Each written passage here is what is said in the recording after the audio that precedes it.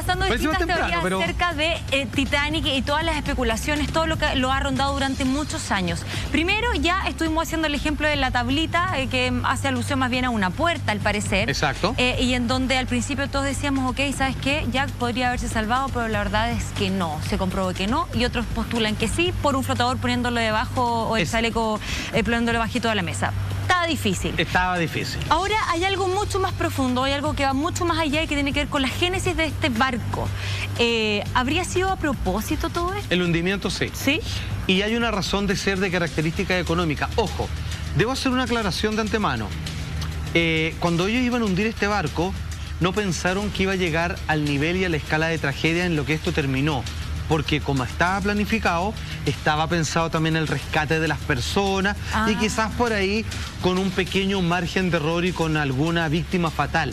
Pero no algo que claramente se les fue de las manos, porque, ojo, cuando digo que iban a tener un accidente, se tiraron contra un iceberg, lo chocaron, y lo chocaron en una parte muy específica, o sea, y ya les explicaré por qué. A propósito, absolutamente. Pero, fue una decisión económica, tenían que hacerlo si no se iban a la ruina. Ahora, yo no, tú tienes todo, pero yo no me compro mucho el cuento de que efectivamente podían salvar a todas las personas, porque siempre se habló de que los botes y la capacidad...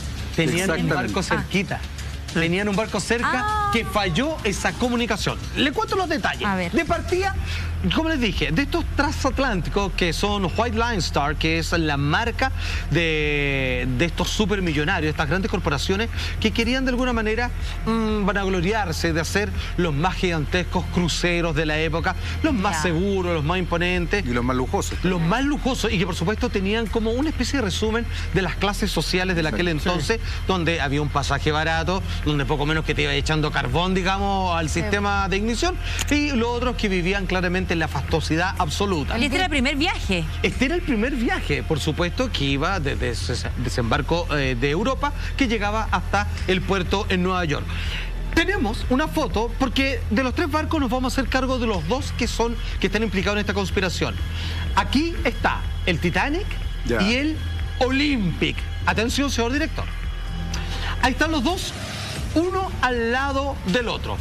Al lado de la izquierda, ¿cierto? El que está, digamos, un poco más de frente hacia nosotros es el Olympic. Y, por supuesto, el Titanic al lado derecho. ¿Son iguales? Son iguales. Tienen pequeñas diferencias. Uno tiene una claraboya más y el otro terminaron sacándole una de sus chimeneas principales. Perfecto. A partir de eso y detalles, digamos, que solo las personas que ahí trabajaban podrían darse cuenta a simple vista, la verdad es que podemos decir que estamos hablando de tres barcos, y en este caso dos que son los que están metidos en este cuento, que están hechos de forma serializada, vale decir, son prácticamente como dos gotas de agua, ¿ok? Ya. ¿Por qué se produce esta conspiración? ¿Por qué alguien decide, con pasajeros adentro y con toda la parafernalia mediática de la época, decidir hacer hundir este barco? Porque la idea es que ninguna compañía de seguro cuestionara el hecho del accidente.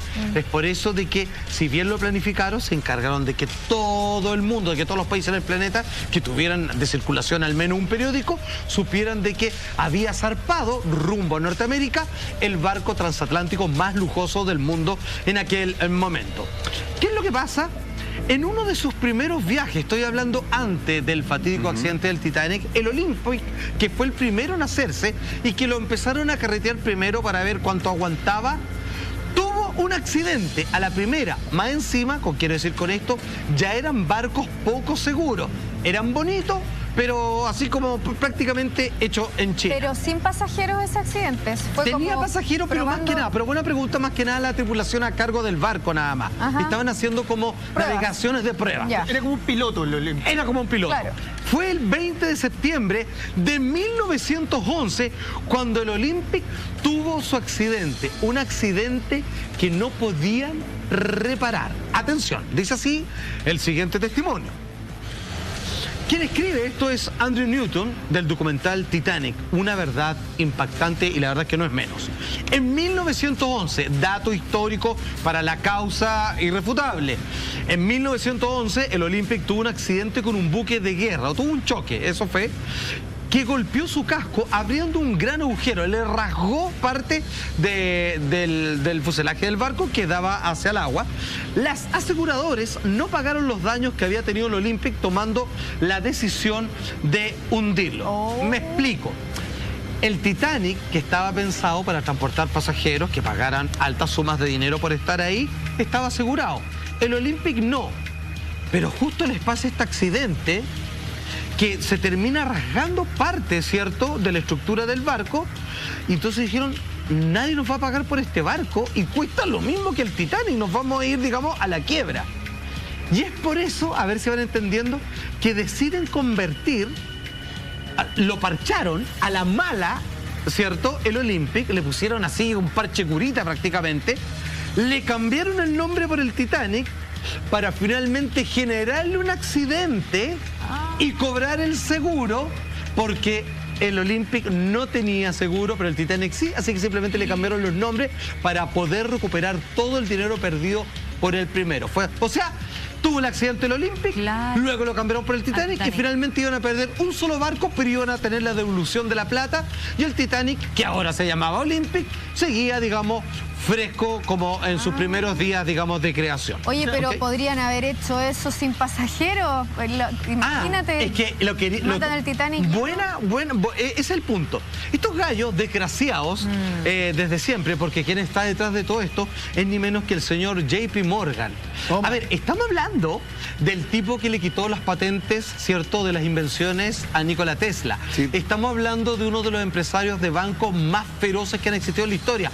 Estamos hablando con uno de los hombres que es la piedra fundamental de los poderes fácticos hasta el día de hoy, del control de las sociedades a través de la creación del negocio, de las guerras y de las bancarrotas bancarias que se producen en los distintos países. Un inescrupuloso. Un inescrupuloso que tiene más dinero de lo que jamás pudo haberse gastado en sus años de vida, y que al ver que podía perder un poco con esta nueva línea de barco, decide hacer un accidente.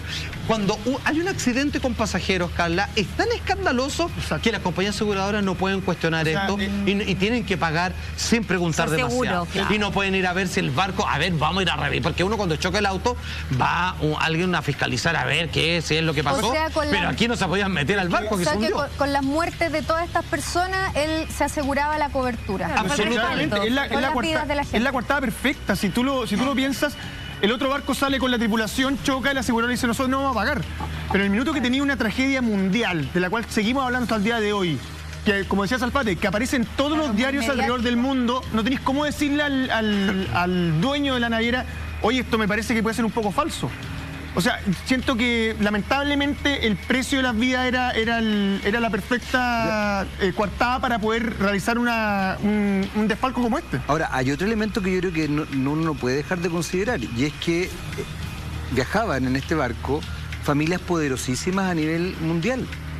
O sea, no solamente se hunde el Titanic, maestro, sino que se hunden familias muy poderosas, notable, que además en algunos casos eran incluso enemigos o competidores de este caballero. Usted acá en el clavo. Aquí yo estoy haciendo, o sea, JP Morgan lo que hace es un combo, hace un 2x1.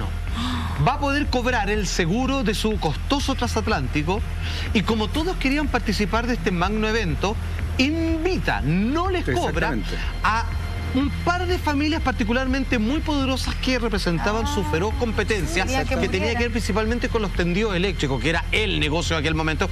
Imagínate que incluso el día de hoy, ser dueño de tendidos de cableado, está forrado. O sea no me imagino cuánta plata se ganará. Así como, oye, me gané la licitación de poner cable eléctrico. ¿Dónde? En todo Chile. No se olvide. O sea, ha establecido eso. De hecho, ese punto es un punto que ha establecido muchas dudas respecto al hundimiento del Titanic. Yo no había escuchado esta otra teoría, pero sí había escuchado la teoría de que de alguna forma era extrañamente conveniente el accidente del Titanic, porque finalmente se quedaba como solamente como un tipo muy poderoso a nivel mundial, con todo el monopolio, que es lo que hizo siempre. Ahora, ¿yo cómo confirmo que eso no es una mera casualidad? Porque cuando estas familias están invitadas y que querían participar de este evento, que era una cosa maravillosa, JP Morgan, por supuesto que él va en este barco y se van a encontrar ahí. Entonces el barco, por decirte, parte a las 6 de la tarde, a las 10 hay una cena de lujo con los más poderosos invitados en este viaje, precedido por el discurso de JP Morgan. JP Morgan nunca se subió a su barco porque él sabía lo que iba a pasar. ¿Por qué no se subió? Siendo que era una especie de desaire para sus grandes invitados, porque él tuvo una tremenda y feroz gripe en aquel momento. Conveniente curioso, gripe. Porque al día siguiente esa gripe se transformó en una fiesta celebrando en París. Se le acabó así y ya estaba en otro país, de alguna manera, esperando recibir la noticia. En primera plano, el barco más famoso del mundo acaba de hundirse. ¿Cómo se hace este cambio? ¿Cómo convierten en el Olympic en el Titanic y viceversa para poder, que ya tenía una herida, ¿cierto?, este barco, y poder hundirlo con facilidad para cobrar el seguro? Así lo explican los expertos. Atención. Examinando cuidadosamente las fotografías de la época, se pueden ver las pequeñas diferencias de diseño entre los dos transatlánticos. En la parte delantera de cubierta C, el Olympic tenía 16 claraboyas. El Titanic contaba con 14. Misteriosamente, el Titanic adquirió 2 claraboyas entre su lanzamiento y su primer viaje. Esto apunta a la posibilidad de que los dos barcos fueran intercambiados. Para el momento de su lanzamiento, las ventanas de la cubierta D estaban claramente espaciadas. Sin embargo, en su primer viaje estaban distintivamente disparejas. Y mientras el Olympic pasó por inspecciones en Belfast y Liverpool, el Titanic no.